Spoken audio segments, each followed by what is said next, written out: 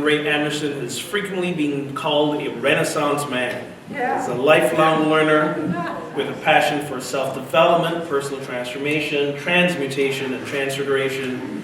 He lives his bliss as a teacher, minister, speaker, author, mentor, father, grandfather. You don't look old enough to be a grandfather, and more. Spiritual living is good on it. As a teacher, he shares workshops and seminars on things like diversity, inclusion, LGBTQ spirituality, meditation, American Sign Language, spirituality and mysticism, and authentic, transparent living. His mission is to live, move, and be an active member of society. Active being an acronym for authentic, compassionate, transparent, inspired, vibrant, and empowered. He's a licensed Center for Spiritual Living minister and currently serves as a senior minister at the Center for Spiritual Living, DC, Greater Baltimore. He is the person I want to be when I grow up. I am thrilled to have yet again Reverend Dr. Ray Anderson. Welcome to you.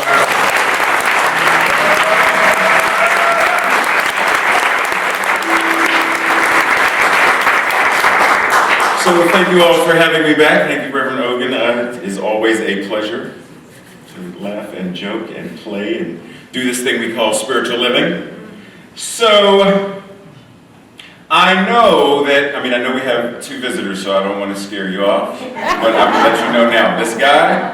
This guy brings up spiritual things that a lot of folks aren't really comfortable with, right? Like, for example, did he or did he not a couple of weeks ago remind you that God doesn't love you? Yes, he God doesn't care for you. God doesn't care for you. Right? God doesn't care about you, right? Yeah. God doesn't care. Right? So there's this idea that God being principle expresses love by how we love each other, right? But there's this idea, what does it mean to be spiritually relevant? Like, what does that mean? Well, what does it mean, period, to be relevant? Any English majors in here, English teachers? Because the public school teacher in me is actually asking this question. What does it mean to be relevant? Anybody? In relationship with. Up to date? Up to date? Right. On target, something that matters? In relationship with. In relationship with? One more. Current, important, and pertinent. Okay. Is this thing we call New Thought all of that?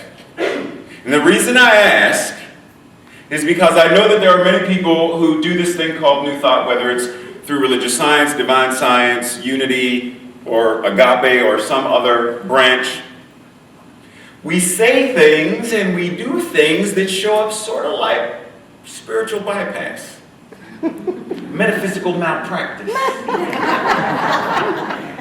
And see, one of the things I tend to do is, we say that we are metaphysicians, right? So take meta off, for example, for a moment, and what does that leave? Physical. Physician. So anybody in here a physician? Okay, I just want to make sure, because when a group of, say, neurosurgeons get together, and they are talking neurological stuff, do they use layman terms or do they use doctor speak? Doctor speak. They use doctor speak Right. because they understand the language. Right. And when they are talking about what's going on with the brain or the heart or the liver or whatever kind of specialty they are, if they're a podiatrist, then it's all, whatever it is, they're talking about whatever it is they talk about, right? And they're talking about it in their language. And they're really talking about it, meaning they go there to the place of disorder, dis-ease, etc., because their job is to restore health, to bring about healing. But they have to talk about all the things that show up as the opposite, right? Right.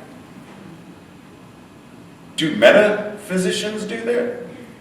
Do we talk about what's going on in the world in the same way, to the same level of veracity, to the same level of that they do? Or are we quick to say, oh, it's all God and it's all good? It doesn't exist. It doesn't exist in the mind of God, so It's all good. it's all good. Let's not even talk about that. Don't say not, because Spirit doesn't understand the negative. So when you say, I don't want to be broke, Spirit hears, I want to be broke. Well then, if I say, I don't want to be rich, right, it should work the same way. But we're quick to use these little, wonderful spiritual aphorisms and stuff and throw it out there instead of getting to the nitty-gritty. However, once again, this guy recently went somewhere to talk about a topic there that is not a topic readily spoken about. You know what I'm talking about? Yeah. Where did he go? Barbados. To talk about? Homosexuality. Ooh, LGBTQ Right. rights. Right. Ooh. That's some powerful stuff. Right. To go somewhere where it is still common practice generally to discriminate. And to be able to stand up transparently and say, so I want to talk to you about something. And then there was an interview with the radio station or the newspaper, right? So to continue the conversation. But we don't generally do that. Why not? If we're going to remain spiritually relevant, and the only reason I put spiritually relevant first is because spirit is all there is. If spirit is all there is, then everything must on some level be spiritually relevant. So even when we are talking about a structure or facility, because God is all there is, spirit is all there is, source is all there is, then the wood beams, the carpet, everything is spirit-made form. So it's all spiritually relevant. But we don't often think about things in those terms. However, recently, a fellow minister in Columbia, Maryland asked me to speak about intersectionality, right? So table that for one moment. A couple of weeks ago, I went to Chapala, Mexico for CSL convention. And it's the second time I've been out of the country. Last year I went to Jamaica. This year I went to Mexico. And I had this idea that what we do as New Thought must be translated differently based upon the filter of who we are. And it was a working theory. It was like, maybe. Then I go to Jamaica and I find out the way they do New Thought, CSL, Science of Mind, is filtered through the Jamaican culture and mindset. It's like, oh, maybe I'm onto something, maybe. Then I go to Mexico and I find out, it is. It's filtered through whatever our culture, whatever our understanding, however we show up. So, bring that intersectionality piece back. So the specific intersection that Reverend Brian wanted me to talk about is, what does it mean to be an African American man who's also two-spirit or gay? What does that mean? Because this one, I don't have to tell anybody. I mean, it may be obvious, I don't know, but I don't have to tell anybody this one. Like, I can keep that one tucked away. This one, I don't know that, well, I said there's only been one time in my life that I ever came out of the closet and told someone that I was black. And that was because, I'm serious. They're laughing like it's serious. Because I'm involved in the deaf community, right? And because I'm involved in the deaf community, I have met some individuals who are deaf blind, meaning they neither can hear nor see. And so, in conversation with them about me and interpreting and sign language and stuff, they asked the question, are you black or white? Oh, yeah. No one's ever asked me that before. Wow. So this one, it's obvious. So no matter where I go, no matter what I do, this one automatically shows up. So if someone doesn't like black folks, then it's just what it is. If someone doesn't like black folks and gay folks, then I don't have to necessarily let them know the other piece. However, if I'm going to live an active life, and one of them was transparently, then that has to come into. It has to be there. How I show up as spirit, how I show up in my everyday life, determines if I'm walking the walk of being spiritually relevant. Am I having the conversations with folks that I don't want to have?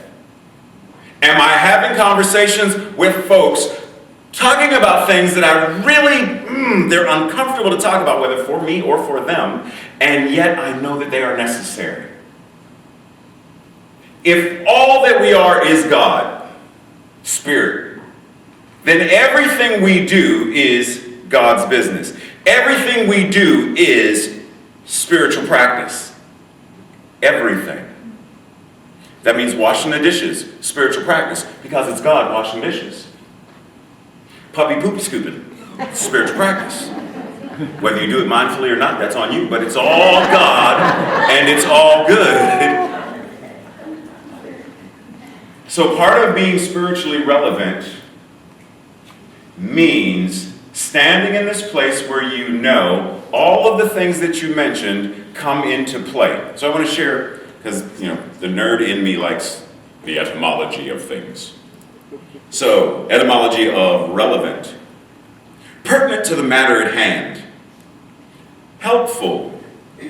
To lessen or to lighten. See, relieve. Relieve. To alleviate pain. To mitigate. To afford comfort. To diminish the pressure of. To raise up. To lift up. To free one from a burden. Is our spiritual practice, is it doing that?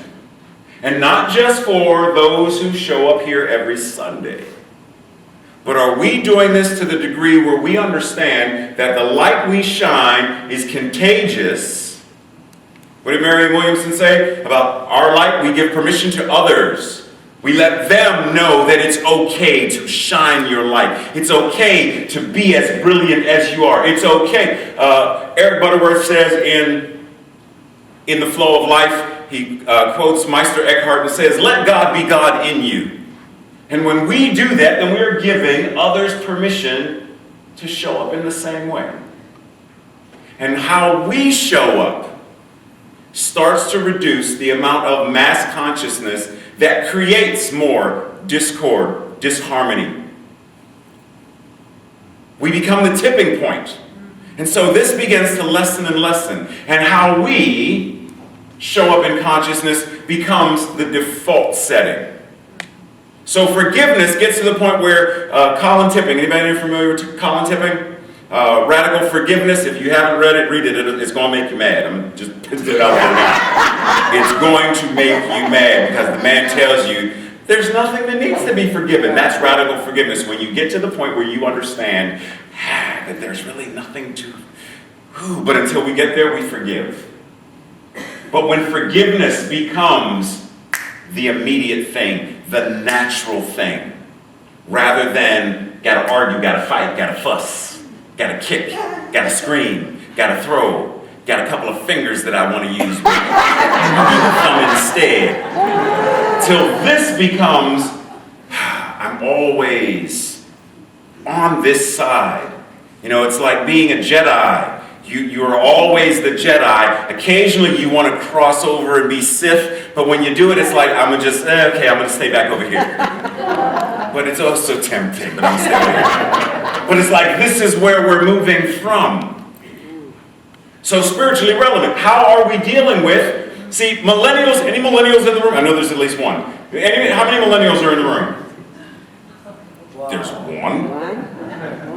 Okay. So for those of you who are not millennials, and for the one millennial in the room, just for a second, make them work. What are some of the things that millennials feel passionate about today, 2019, this era, what are some of the things that are going on with them? Climate. All of the things related to the climate. Climate change and burning the Amazon and stuff. It's important to them. Right. What else? Debt. They have big college debt. College debt. Right. Debt in general, because they're like, wait a minute. I came into the doctor to do what? And I have to pay a $4,000 something with a copay? Yeah. It's true. I'm going over here today. Throw some bones and some stuff and some smudge with me. This is cheaper. Thank you. It still hurts a little bit, but I'll deal with it. Leave is cheaper. So what else? Inequity. Inequity. Speak more about that. Inequity with what? Like people having lots of money and people having no money. Oh, so you mean like that 1% that has, of all the wealth in the world, Right. more than everybody else combined? Oh, okay, okay. Anything else? Recycle. Recycling. And why do we need to recycle? Because we are consuming far more than... Anybody in here ever watch The Matrix? Other than, I know at least 2 people in here have. Okay, thank you, because I didn't want it to just be us again. Do you remember there's a scene in The Matrix where Morpheus is bound to the chair and the agent goes up to him and he makes him smell his own sweat, and he's like, he refers to humanity as a cancer. He said, because you consume more than you create, more than, you're like a virus. So we have to recycle. Because our grandparents and great-grandparents and folks, just everything, it's all there, just use it up. But it's going to be gone one day. So now we have to be conscious of this thing called recycling. And not even just conscious of it, but conscious of it to the degree where of what we put in to be recycled, only a small fraction of it actually gets recycled. A lot of it still goes into landfills. And the ocean. And the ocean. And it takes approximately 1,000 some years for a water bottle to go back into create. Okay.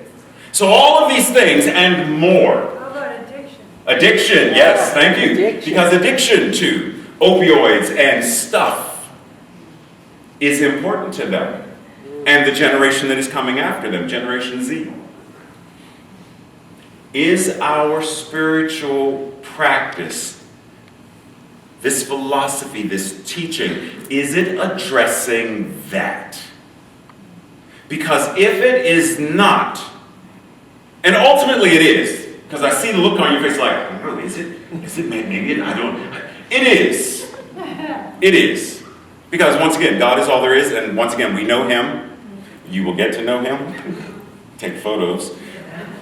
We know that He is bringing stuff up. The fact that you're having was it a book meeting, the conscious leadership. Yeah.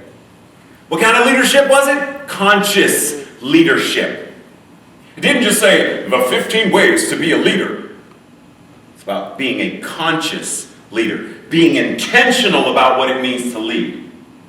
What does it mean to be intentional about how we show up as God? What does it mean to, there's a practitioner that I know from Asheville who says, like he has this bumper sticker phrase that says, you're God, act like it. What does that mean? Because we know God is a synonym for a whole bunch of other things like love. You are love. Act like it. What is love? How does love show up when love is stuck in traffic? Can love even be stuck in traffic? Or does love simply experience the beauty of not moving? Being present in the stillness. Is that what love does? Is that what love calls forth? But what does it mean to be intentional and conscious that you are light, that you're love, that you are music, the vibration of that given human form? And then, how do I as an individual address all of these things we mentioned? When they show up. Right now, my mother is experiencing this thing called Alzheimer's. It's very challenging. Very challenging. But my spiritual practice says, how do I show up? How do I show up when my older brothers are not doing what we agreed that they would do for care? Meaning, I asked one of my brothers, so what's going on? Yeah, well, Mom hasn't taken a bath in a month. Let us pray. Because if I don't, jumping around outside, remember that thing I said about the Sith? Yeah. Yoda, can I, just for one evening, I want to be Darth Ray.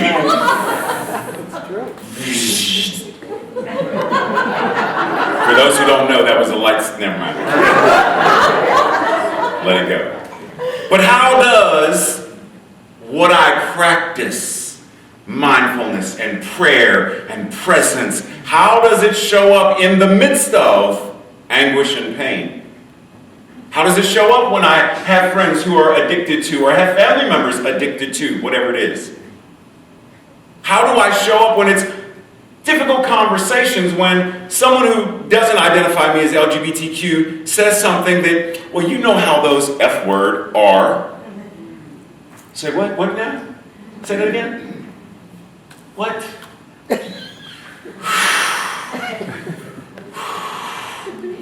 Okay, breathe, breathe, breathe. I feel like I need to share a little bit of information with you. So you categorize this entire group of people and refer to them as this, this, this, or this. Well, first of all, let me ask a few questions. Why would you, because it's the same thing people used to say about black folks. It's the same thing people say now about some Latin American folks. It's the same thing people say about, it's the same thing that Hitler did with the Jews. It's the same thing, it's the same thing, it's the same thing. Is that really what you want to be known as? Someone who's promoting hate. And then they backpedal. And then we dive into the conversation. Being spiritually relevant means we are willing to bring this teaching, truth, to those areas where people don't recognize or understand it. So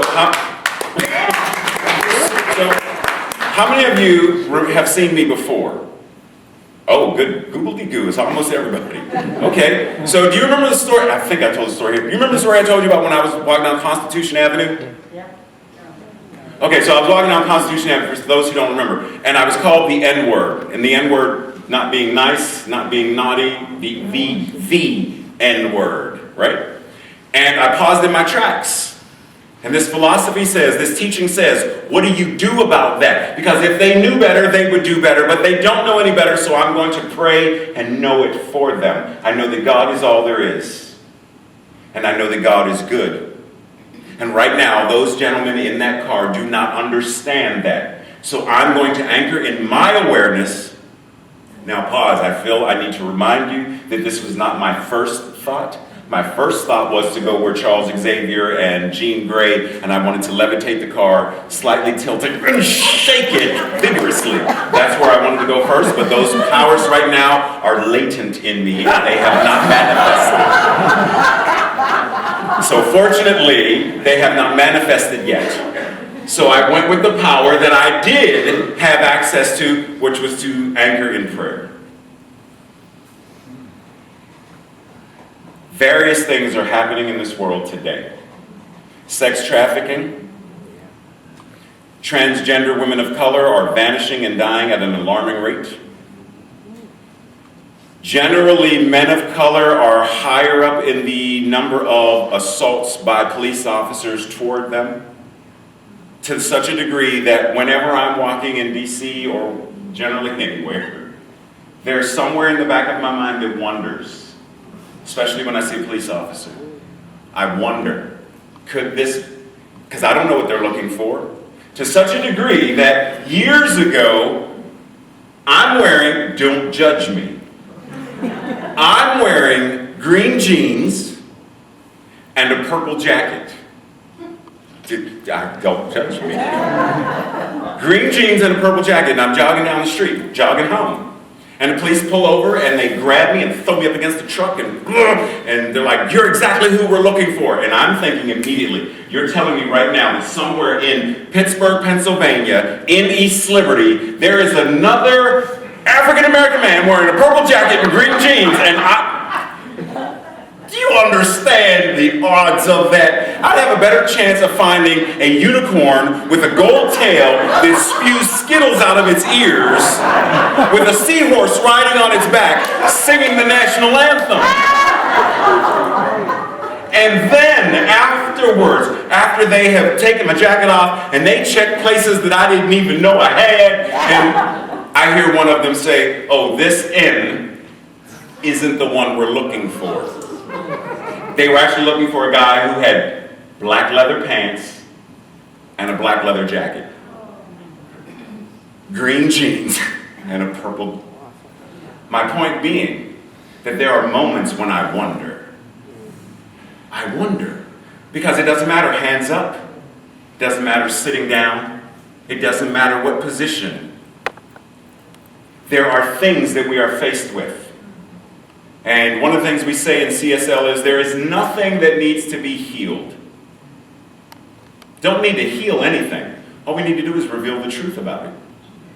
Once we reveal the truth about whatever it is, then whatever that thing we are calling healing comes forth. We don't invoke God. God is already. But we can evoke. We can bring that awareness, that consciousness, that intentionality from and show up as it. If we're willing. Because it's easy to get to a point of comfort. It's easy to get spiritually comfortable. Yeah, I've gotten to the point where I can forgive most of the time. I'm good. I got a good amount of money that I can be okay. I'm good. Health and well-being, relationships, it's all good and it's all God. No, I don't go to that neighborhood anymore. That opioid stuff. I don't go to that neighborhood. That inequality. I don't go to that area. I don't go to recycling. I don't talk about those things. I don't bring my spiritual truth to those things because they don't matter to me. Not enough. Politics. What would happen if we simply anchored in everything we don't like? Everything that is showing up as disorder, discord, chaos, etc. What if we prayed about all of it? Rather than praying about things when, I need a new job. I'm going to pray about that. I'm going to put that in the silent unity so we can pray about me finding a new job.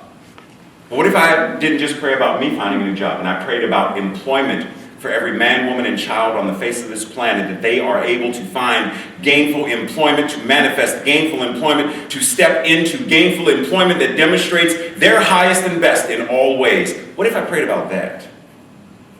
Someone in the Washington Post, and this is my last comment, because Tracy's showing me this is my time. Someone in the Washington Post compared our current administrative leader, president, and Marianne Williamson, and said that they are using the exact same new thought. Because he attended Norman Vincent Peale's, Positive thinking. The power of positive thinking. right? Yeah, power. So he uses, and I always say, okay, so, because a couple people have asked me this.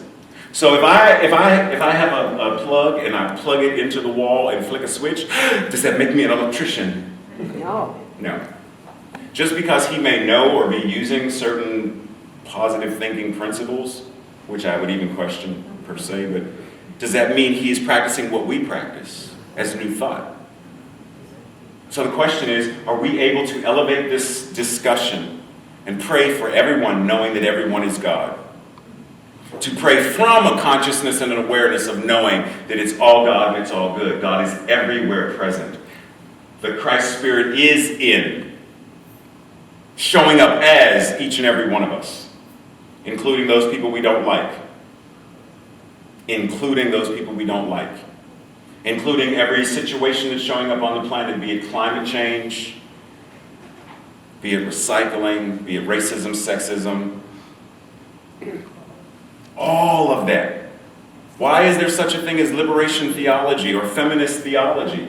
Because they felt the need to take theology and move it in a more active thing towards setting people free, toward bringing the oppressed higher, toward making the voice of women have the position that it should rightfully have. That's what we're being invited to do now. To take this philosophy, this teaching, and demonstrate it to such a relevant way that we are alleviating, we are relieving the pressures of, the chaos of, the darkness of, the hatred of everything that's showing up on the four corners of the planet. If we're willing. Let's meditate. So simply anchoring into this moment, allowing ourselves to breathe without forcing the body to do anything specific, just simply noticing the rise and the fall of the chest and the abdomen. Recognizing that the body is intelligent enough to do this thing called respiration. That there is nothing that we need to consciously do to breathe. We don't have to tell the lungs, puff up, push out. But the lungs already know, the body already knows. And ultimately what this is spirit breathing itself as us. And in this place of simply breathing, simply allowing the body to do what it does and allowing the breath to do what it does, we recognize that there is no concern for where the next breath is going to come from. There is no trying to control or micromanage where the last breath went, but that we are ever present in this inhale and this exhale, this infinite now. There's no need to save a breath for a rainy day.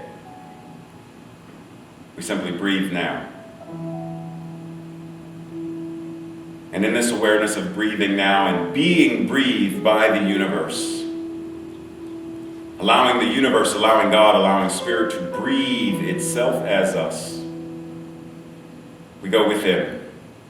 We go to that place where we know the kingdom of heaven resides. We go to that place in our consciousness where we know that it simply is the I am,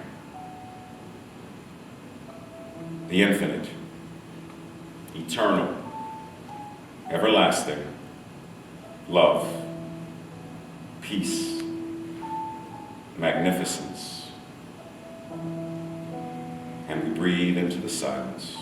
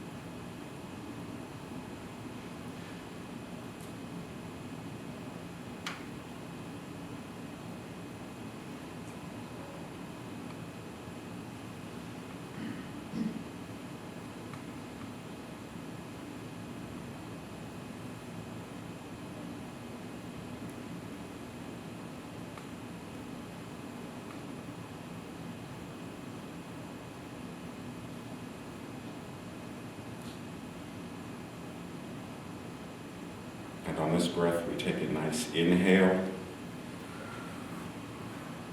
and exhale, recognizing that at any moment we can consciously bring our awareness back to our divinity, knowing that that which God is, we are. Om Tat Sat, I am that I am. Aham Brahmasmi, there is only that which God is, and that which God is, I am.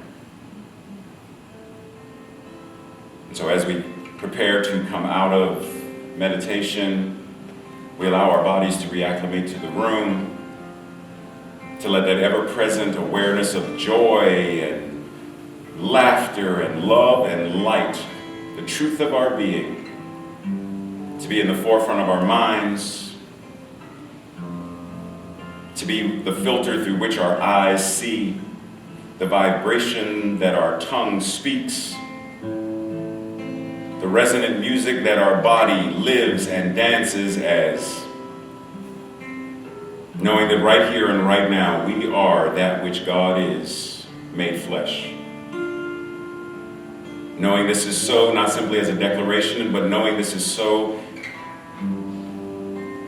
as a statement of truth, knowing that the universe right now is conspiring for its own good as each and every one of us. Together we seal this truth by saying, and so it is, amen.